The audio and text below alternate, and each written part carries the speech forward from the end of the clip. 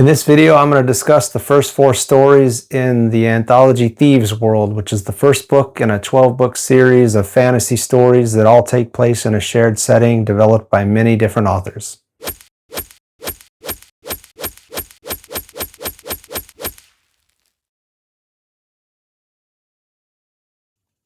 Thieves World started as a shared world anthology series. There are 12 books in the original series that, by my count, contain about 97 stories. There are also some other novels that tie into those stories and sometimes give background to some of the things that actually happen in those stories, although they're not critical to read just to understand everything that's going on in the various short stories within Thieves World. I'm going to give just enough info about each story to whet your appetite. I'll probably go no further than 10, maybe 20% into each story, and I'll avoid spoilers as much as possible. The book is edited by Robert Lynn Asprin and Lynn Abbey. Robert Lynn Asprin is probably best known for his Myth Adventures novels, as well as his Fool's Company novels, and also for editing Thieves World.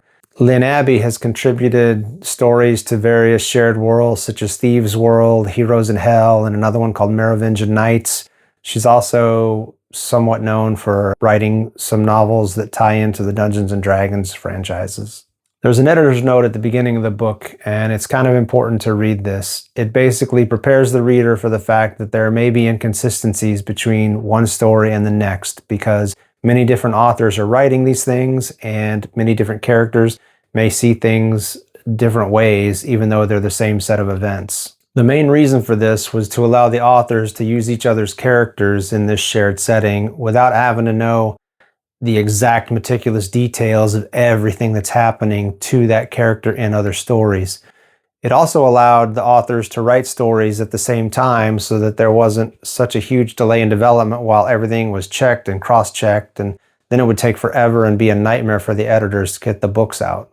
The editor's note also tells the reader that characters in Sanctuary see and hear things differently from one person to the next, just like in real life, so it allows for those little inconsistencies to be somewhat acceptable. The citizens of Sanctuary themselves are rightfully paranoid and are bound to omit things just to protect themselves sometimes, so you can't always trust everything that you're hearing. Another thing about Sanctuary is it's a competitive environment, so you don't get points for being second best. The characters don't want to be thought of as weak, so they have to project strength all the time, otherwise they could be dead on the next page. This gave authors leeway to exaggerate the deeds of various characters however they felt like, because those characters might actually do that just to make themselves look more powerful. As long as you can accept such inconsistencies, the stories in most of these books are pretty entertaining. If you're a stickler for details, though, if you're a stickler for things being accurate and the same from one story to the next, these may not be for you. After the editor's note, there's an introduction story which starts off with the Emperor of the Rankin Empire talking about a problem with his cousin and not knowing what to do with the kid because he's a prince, and the Emperor is actually worried for some reason that the prince might try to overthrow him and take his power. When the Emperor's advisor tells him, hey, we've got this town down south that needs a new governor, maybe that's the solution to the problem, and the Emperor likes the idea because it gets the prince out of his hair and it gets him away from him so that palace intrigue won't lead to the Emperor getting killed by the prince. The next part of the introduction starts with a storyteller named Hakim, and he's working in the bazaar, and a bunch of kids come up to him and they want the story about how Sanctuary was created. It's basically an info dump in story form, telling you kind of the history of how Sanctuary was created, how it became a town. And near the end of the story, a hellhound, which is one of the prince's guards, comes and interrupts the story and chases the kids away. The third part of the introduction is the prince talking about what they want to do with Sanctuary and how he wants to clean the town up because it's got a terrible reputation, because it is full of thieves and cutthroats, and not always the most savory of people are living there. In that part of the story, he kind of goes over the map, so you get kind of the lay of the land if you don't want to look at the map that's actually in the front of the book, although that map isn't as good as the descriptions that you get in that introduction story. The introduction is basically an entertaining info dump so that you know kind of the background of Sanctuary. It starts at a high level with the emperor, then it goes down to a city history level, and then it actually goes into, like I said before, the geography of the town itself, so that you kind of know the lay of the land. Even though the introduction isn't a story in the strictest sense, it does set the stage for everything that comes after it, so I would give it a 7 out of 10 rating. The second story in the anthology is called Sentences of Death. It was written by a guy named John Brunner, who was a British science fiction author. He's probably most famous for writing a novel called Stand on Zanzibar, which won the Hugo and the British Science Fiction Award in the 70s. In Sentences of Death, Master Melilot is a guy who once made money writing down documents for the illiterate when they had to go to court. One day he betrayed one of the illiterates that he was trying to help because the rich person that illiterate was up against offered Melilot a bribe. Melilot used that bribe to open his scriptorium, and he also got into other things like forgery and blackmail and mistranslations.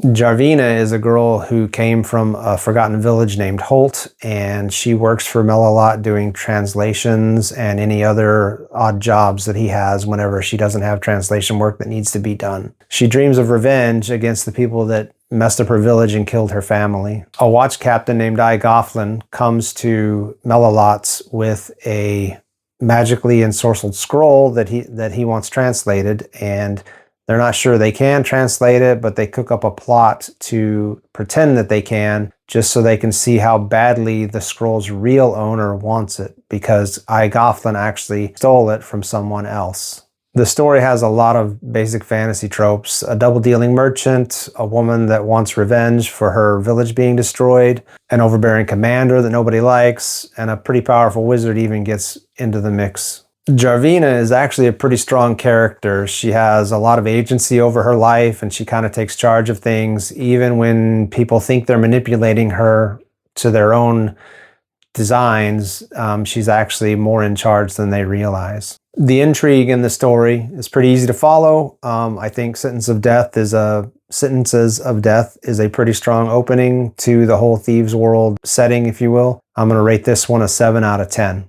The third story in the book is The Face of Chaos by Lynn Abbey. This one starts off with a woman named Illyra. She's a half Sedanzo fortune teller who uses a tarot deck to tell people's fortunes. She lives with Dubro, who is the bazaar's blacksmith, and one day while he's working, the horn on his anvil actually breaks off, and he's very upset because he knows that repairing it won't do any good because it'll only ever be as strong as the seam. He also believes that getting a new anvil would be impossible because of A, they don't have the money, and B, it would take a long time to get one, so it would probably be way too late for him to get one to keep his business going properly. Because he's so upset, Dubro kind of storms off into the bazaar, and Illyra doesn't know where he ran off to. After a few patrons and some horrible luck with the cards and some terrible fortunes being told, Illyra decides that she wants to close up shop. Just as she's about to do that, a woman who's dressed quite well appears and wants to have her fortune told, and Illyra does it because she thinks that maybe this woman has enough money, that maybe if she gives her a good fortune, she'll get enough money to help with the situation with the anvil.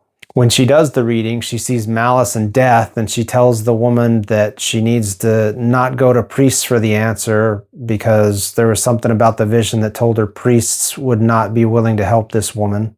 The woman gets really upset and tries to run away from the bazaar tent where Illyra works, and Illyra manages to stop her and find out a little bit more about the situation.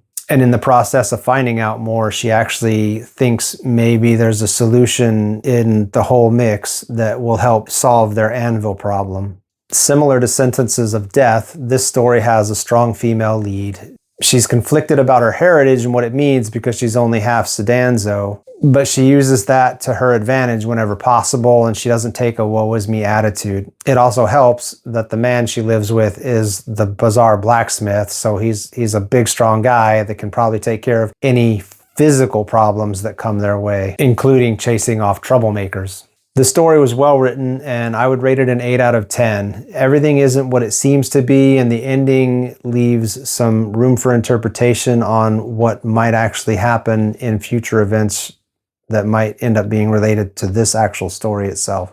The fourth story is by Poul Anderson, and it's called The Gate of the Flying Knives.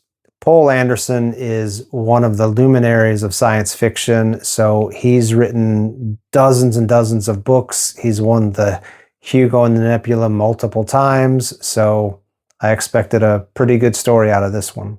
It features a minstrel whose name is Captain Vara, and he's worried because he's got to find the Lady Rosanda, who is the wife of Malin Torchholder, who is a very important priest in Sanctuary. She has a woman with her named Danless, who is Captain Vara's love interest in this story. Both women were taken from the home that they live in with Malin Torchholder. Witnesses claim to have heard wings beating right after the women were taken, and one witness even claims to have seen something with large bat wings flying through the air. Cap'n goes to Illyra, the Sedanzo fortune teller from The Face of Chaos, the previous story, and asks her for her help. This meeting actually provides the first evidence of one of the inconsistencies that the editors were talking about in the editor's note. In the previous story, The Face of Chaos, Cap'n and Illyra actually have a brief scene together, and they seem quite friendly. But in this story, Illyra seems like she doesn't like Cap'n all that much.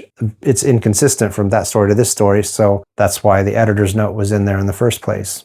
Despite all that, Cap'n convinces her to do a reading for him to try to help him figure out where the women were taken. When she does the reading or spell or whatever you want to call it, it ends with a startled cry from her, and she tries to tell him to forget the women and just move on with his life. Cap'n doesn't really like that answer, but there's nothing more that she's willing to tell him, although when he is leaving, she does mention the wizard Enos Yorl, who is a pretty powerful wizard that lives in Sanctuary. From that point on, the story reads like a Dungeons & Dragons adventure with dangerous religious figures, a temple to be plundered, a gateway to a mysterious other land somewhere, and some well-written battles. Cap'n himself comes across like a slightly eccentric bard who is very confident right up until the point where he's actually got to do something that he's been planning to do.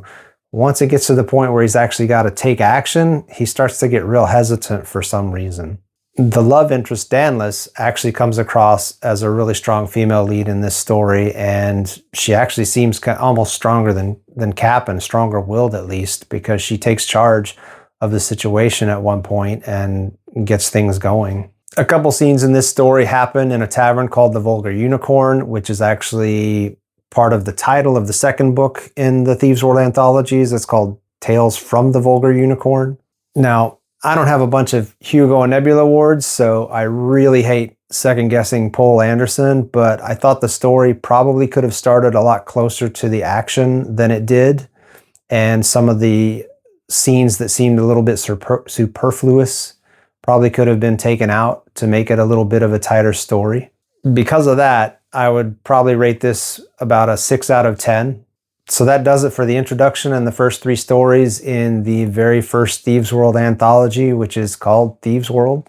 Hopefully I've inspired you to pick these books up and read them, or for the first time, or maybe even reread them if you read them a long time ago when they were first published 46 years ago, I think. I hope you found these reviews useful, and I hope that whatever you're reading right now is really entertaining. Bye for now.